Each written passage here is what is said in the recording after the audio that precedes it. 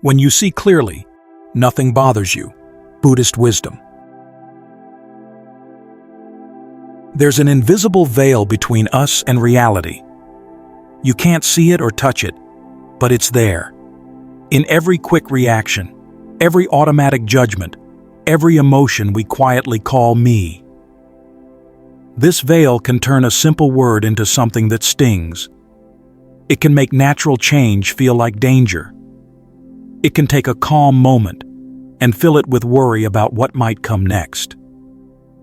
The Buddha called this veil avijja, not ignorance in the sense of missing information, but something deeper, a basic blindness to what is actually here, right now.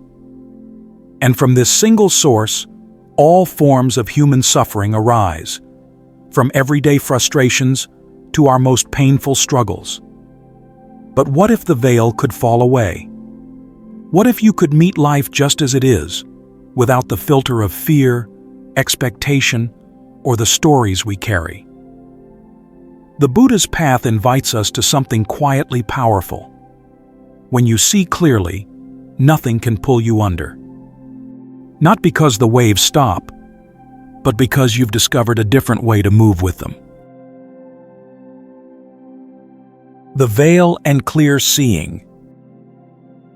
In the Sabha Sutta, the Buddha teaches that everything we experience arises through the meeting of the 6 sense bases with their objects.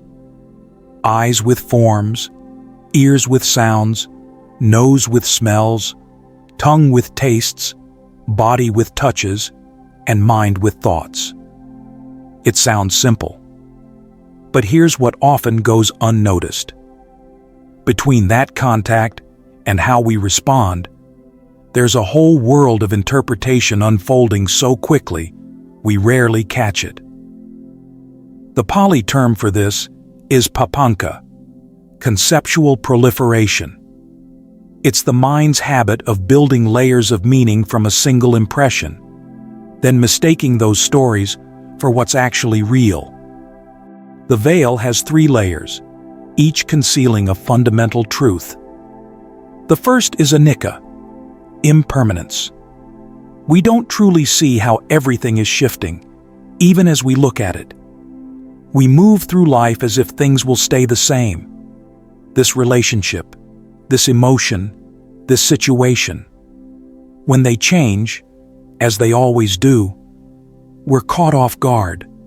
We feel hurt, unsettled, confused. Even though we may know, in theory, that everything changes, we still live as if it doesn't. The second is dukkha, the unsatisfactoriness of clinging to what can't be held. It's like trying to hold on to sand. The tighter we squeeze, the more it slips through our fingers. Yet we keep holding on, puzzled by why we always end up with empty hands.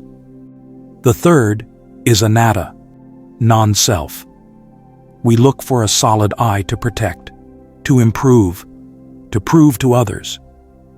But when we really look, there's no fixed self to be found, only a continuous stream of sensations, perceptions, thoughts, and awareness.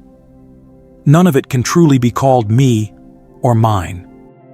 So, what does it mean to see clearly? In the Sammaditthi Sutta, the Buddha describes this as sammaditthi, right view. Not a belief to adopt, but what the texts call yathabhutanyana dasana, the wisdom of seeing things as they actually are. Take anger, for example. Usually someone says something and, just like that, you become the anger. Your whole sense of being narrows down to one fixed point. They shouldn't have said that. But with clear seeing, something else unfolds. The anger still arises. Being mindful doesn't mean emotions disappear. But now you notice warmth rising in the chest, tightness in the jaw, thoughts looping in the mind. Instead of one solid experience called my anger, you begin to see its parts. Most of us move instantly from stimulus to reaction. Someone says something sharp, and without even realizing it, we feel hurt or angry and respond. It's automatic, like touching something hot and pulling your hand away. But those who see clearly, they live in the space in between.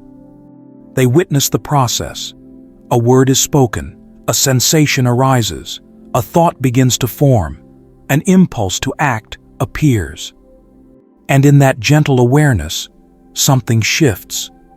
There's room to choose, not through force or suppression, but through a natural spaciousness that comes from not being swept away. Sometimes, it's in the places where we hurt the most, loss, identity, self-doubt, that clear seeing begins to shift everything. Let's gently begin there. Freedom in pain. There's a kind of suffering no one can escape. Separation, loss, death. But there's another kind we create ourselves, by resisting what cannot be avoided. In the Salatha Sutta, the Buddha draws a simple but powerful distinction. When a person experiences pain, they are struck by two arrows. The first arrow is physical or situational pain, what the Buddha calls bodily feeling. When someone you love dies, there is a real absence, real grief. You can't see them anymore, can't talk to them, can't share your days with them. This is part of life, part of love. It cannot be avoided. Then comes the second arrow, the mental pain we place on top of it. The Buddha describes it as sorrow, lamentation, anguish, distress, and despair. Why me? This isn't fair. I can't live without them. My life is over. What did I do to deserve this? This is the arrow we turn on ourselves, through resistance, through the stories we build around what has happened. What many people don't realize is this: most of our suffering doesn't come from the first arrow. That kind of pain is clean. It hurts, but it doesn't break us. The real weight comes from the second arrow, the struggle against what is. When a relationship ends, there is the ache of missing someone, the memories, what once was. But then the mind adds its voice. I wasn't enough. Something's wrong with me. I'll be alone forever. No one will ever love me. That's what truly hurts. Not the ending itself, but what we make it mean about who we are. The same happens with death. Beyond natural grief, we add layers of should and shouldn't. They shouldn't have died so young. It's not fair. I can't go on. In doing so, we multiply our pain by wishing reality were something else. With clear seeing, the first arrow still lands. The natural pain is still there, and that's okay. It's the cost of caring, the echo of connection, the mark of a full human heart. But you stop piercing yourself with the second. Instead, you gently acknowledge, pain is here. This is part of life. The Buddha taught sabbe sankhara anicca. All conditioned things are impermanent. Every meeting contains the seed of parting. From the first moment you meet someone, the process of change has already begun. Through time, through distance, or through death. This isn't pessimism. It's truth. And when you see it clearly, something quiet and surprising happens. You begin to love more deeply, not less. Because you know each moment is fragile, not in spite of that truth, but because of it. You hold someone not with grasping, but with deep gratitude for what exists now, knowing it won't last.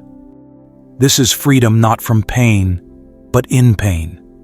The capacity to feel deeply without falling apart, because there's no solid I that can be shattered.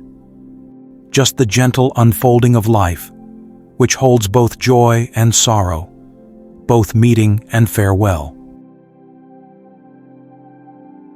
Freedom from the prison of self and mind. Praise and blame, success and failure, acceptance and rejection. Why do these hold such power over us? The answer doesn't lie in the words themselves, but in what we believe needs protecting, a fixed I that we feel must be defended at all costs. In the Anguttara Nikaya, the Buddha speaks of the 8 worldly conditions: gain and loss, fame and disrepute, praise and blame, pleasure and pain. Most of us are pulled between these pairs like a pendulum, never quite finding steady ground. Someone says, "You're amazing," and something inside lifts. Before long, you're chasing that feeling, working not for the joy of the task, but for the next compliment. The opposite happens with criticism. A single comment, "You didn't do that well," and something inside contracts. Just a few words, yet they feel like a cage.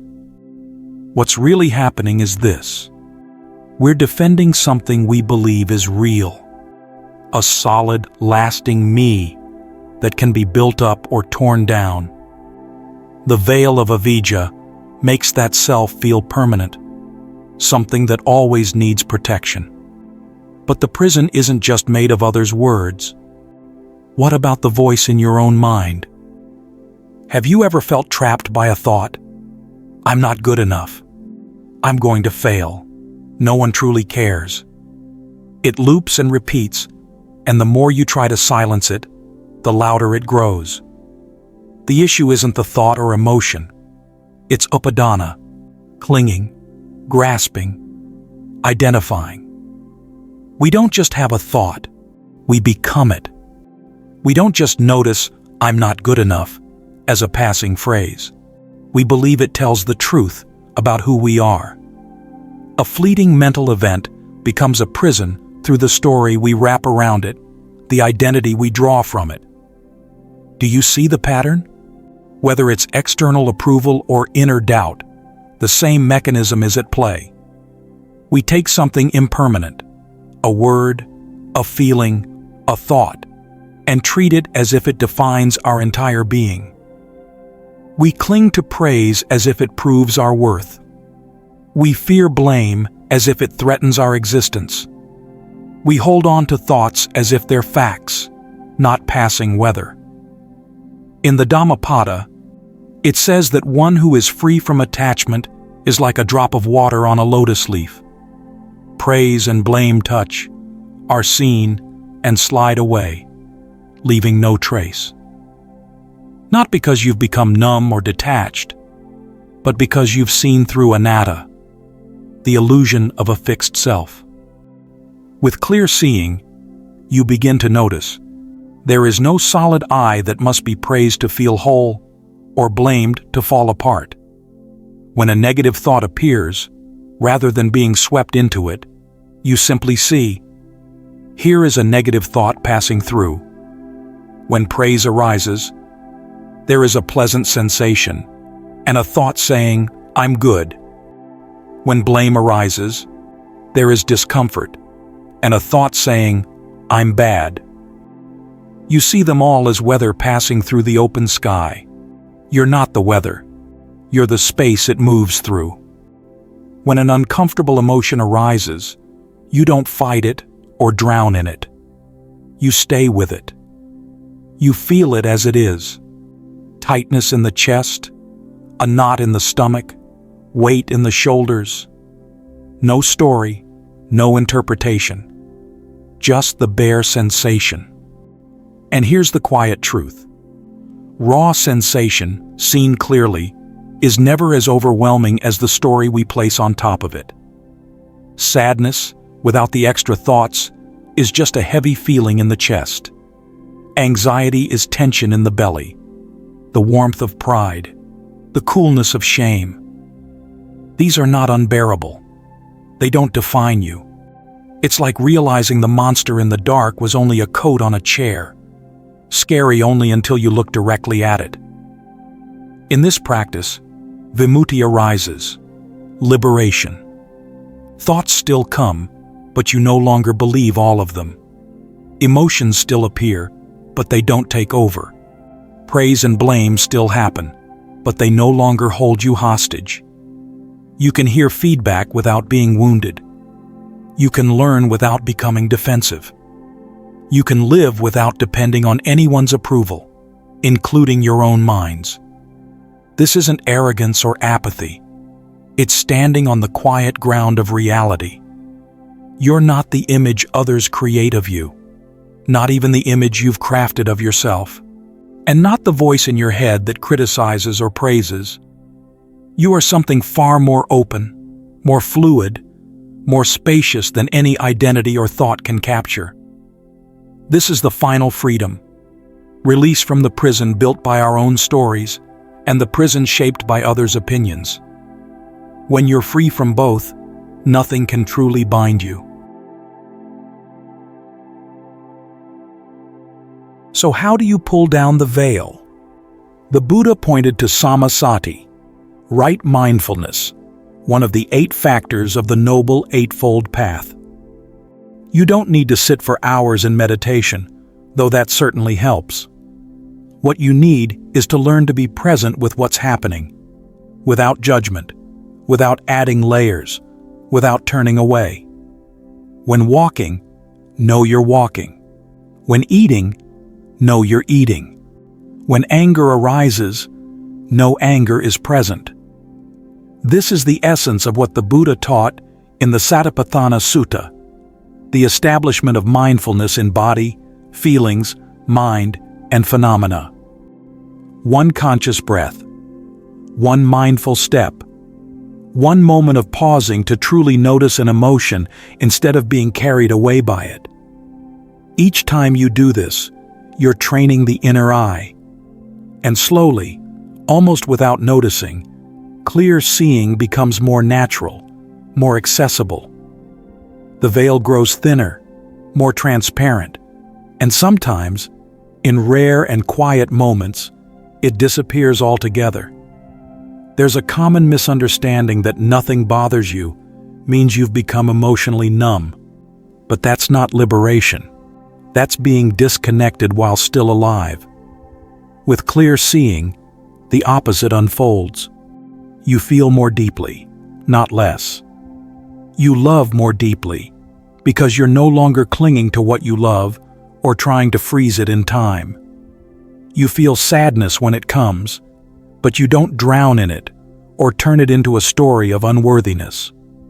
You feel joy when it visits, but you don't grip it desperately, trying to make it stay.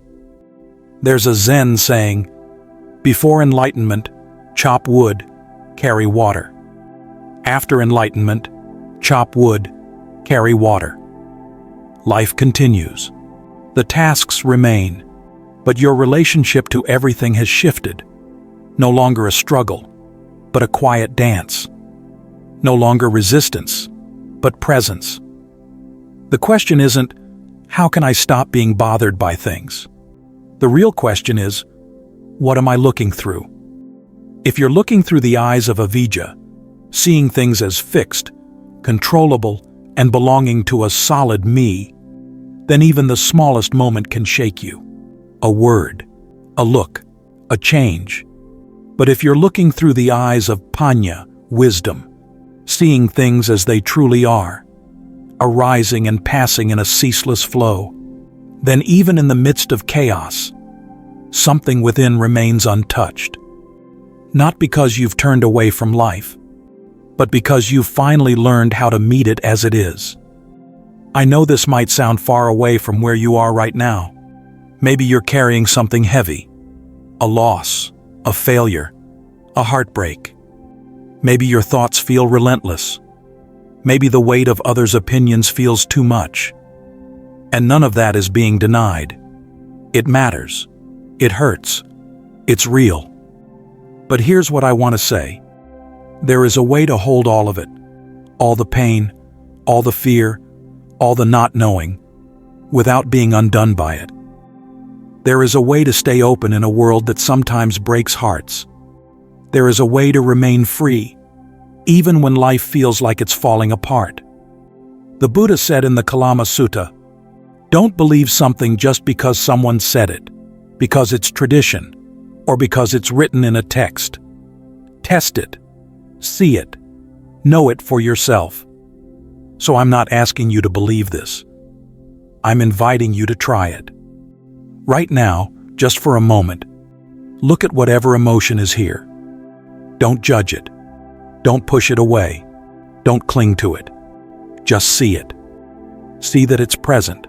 See that it's not solid. See that it's not who you are. And in that seeing, you might notice something. A lightness. A bit of space. A breath of freedom. It might feel small at first. Just a crack in the veil. But that crack means everything.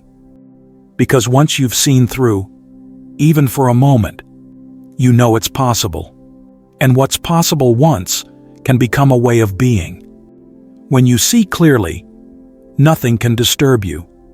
Not because you've escaped life, but because you've come home to yourself. The waves will still come.